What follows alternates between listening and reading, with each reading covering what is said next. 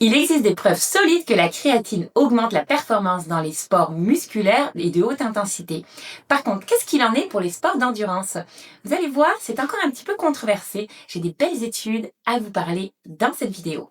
Alors, est-ce que c'est un très bon allié ou alors est-ce que c'est un poids pour vous lors des sports d'endurance? On va parler de l'ATP, l'adénosine triphosphate.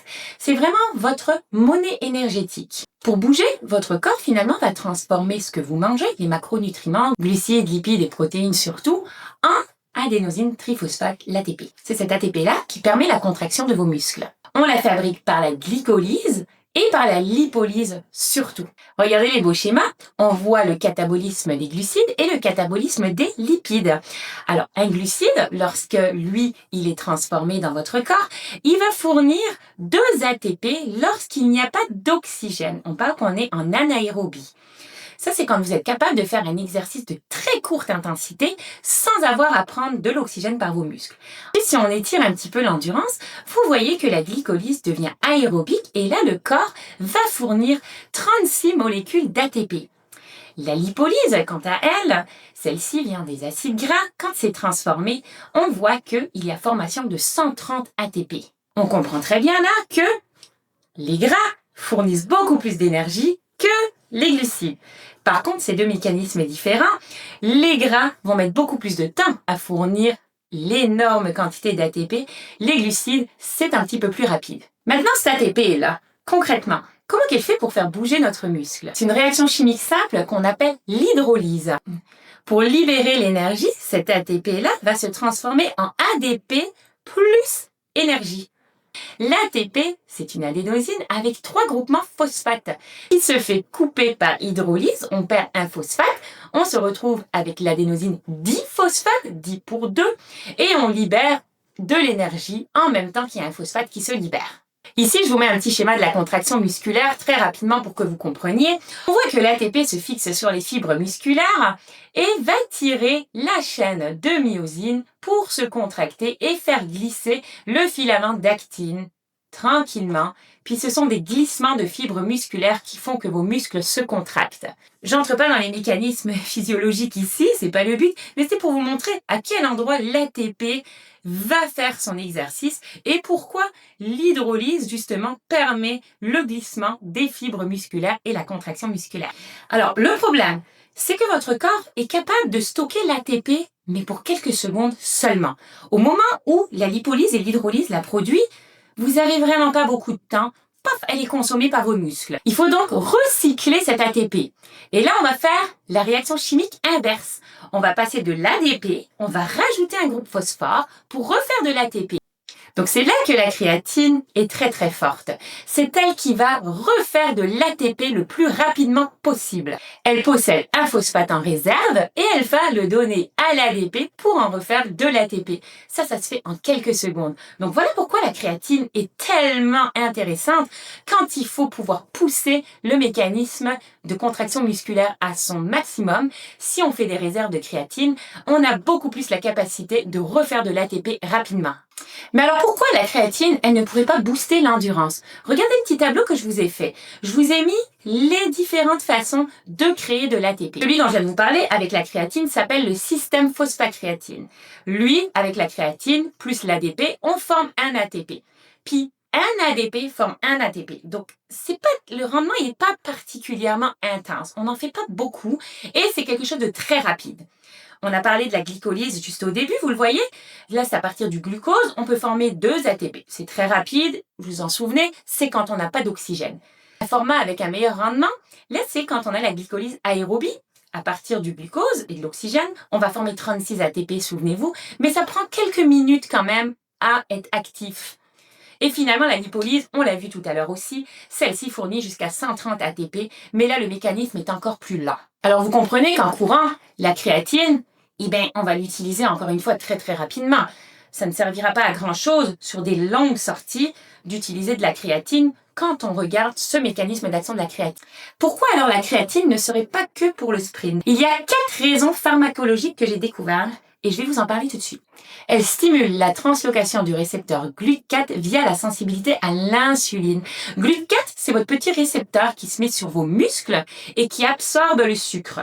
Du coup, ce qui se passe, c'est qu'en ayant plus, le corps est capable d'emmagasiner plus de glycogène dans vos muscles. L'étude de Nelson montre que, couplée à une augmentation en glycogène avant une activité physique, il y a une augmentation de 53% justement du stock de glycogène dans vos muscles. Le deuxième mécanisme, c'est la réduction de l'inflammation puis la protection musculaire. L'étude de Santos a montré que chez les personnes qui ont couru 30 km, les coureurs affichent des taux de LDH et de créatine kinase beaucoup plus basses que les personnes qui n'ont pas pris finalement de créatine. Le troisième mécanisme, c'est qu'il y a un lien entre les muscles et le cerveau. Je vous fais une vidéo dans pas très longtemps par rapport à ça. La créatine, elle augmente un facteur qu'on appelle le BDNF. Elle permet une meilleure communication entre le cerveau et le muscle, ce qui permet encore une fois une meilleure récupération et une meilleure contraction musculaire. Puis le quatrième, puis le dernier mécanisme intéressant, c'est que la créatine permet de réguler la thermogénèse. En attirant l'eau dans les cellules, elle permet de réguler beaucoup plus l'augmentation de la température corporelle. Donc pour les personnes qui font des courses d'endurance dans la chaleur, c'est numéro 1. Là, je vous réfère à une étude Kilduff en 2004 qui montrait que les personnes qui avaient fait une activité d'endurance sous la chaleur avaient une fréquence cardiaque beaucoup plus basse que ceux qui ne prenaient pas de la créatine. Donc qui montrait que les personnes étaient beaucoup plus adaptées à la chaleur, la température corporelle montait beaucoup moins haute. La science montre finalement que la créatine, via ces mécanismes, améliorerait vraiment l'efficacité du coureur d'endurance, on est d'accord. Mais c'est là le paradoxe en fait du poids de la performance. Et les méta-analyses que j'ai trouvées finalement démontrent que la créatine n'a aucun impact sur la VO2 max dans les sports d'endurance et n'améliore pas les sportifs en endurance non plus. Une des premières raisons, comme on l'a vu, c'est que la créatine, elle, est rapide et on n'est pas capable d'augmenter de nouveau la réserve en ATP suffisamment longtemps pour permettre au corps de l'utiliser sur une longue distance. C'est vraiment la glycolyse et la lipolyse qui prennent le relais pour recycler l'ATP et fournir de l'ATP à nos muscles. Sur la thermorégulation, on l'a vu, il y a un effet très positif, sur la récupération aussi.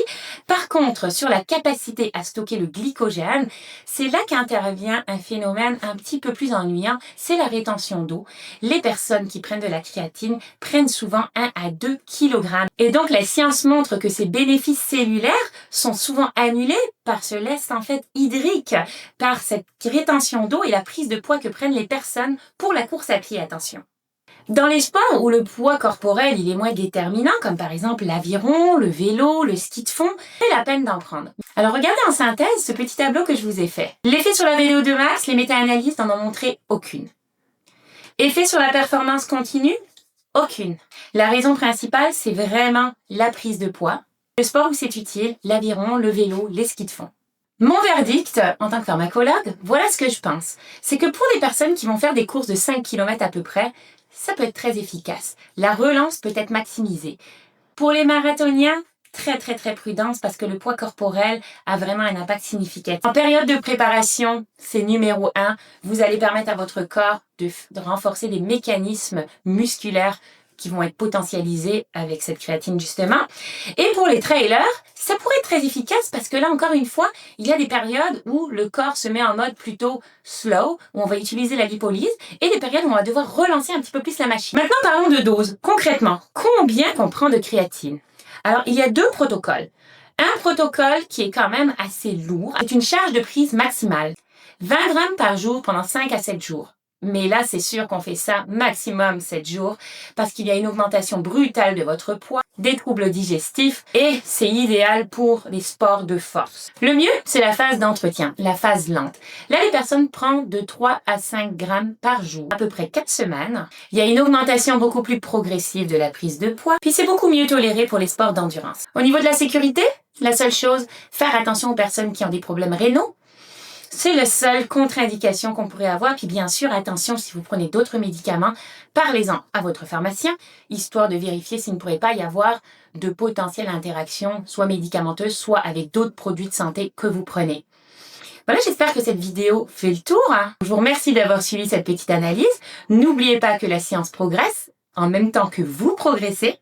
Alors suivez-moi pour que je vous donne du contenu intéressant. à jour sur différentes molécules qui vous intéressent et écrivez-moi en commentaire si vous avez des sujets dont vous vous posez des questions. Il va me faire super plaisir d'aller regarder pour vous ce qui est dit dans la littérature. À bientôt!